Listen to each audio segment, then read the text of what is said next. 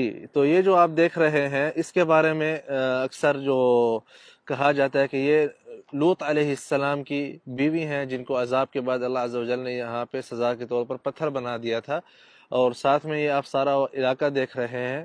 یہ جو ہے اس طرف آپ دیکھ. تو جیسا کہ میں نے آپ کو بتایا ہے کہ قرآن شریف میں جو ذکر آیا ہے اس کے حوالے سے وہ یہی ہے کہ اے لوط علیہ السلام، آپ اپنے ساتھ اہل ایمان اور اپنے جو ہے اہل خانہ کو لے کے یہاں سے رات کے کسی بھی پہر کسی بھی حصے میں نکل جاؤ،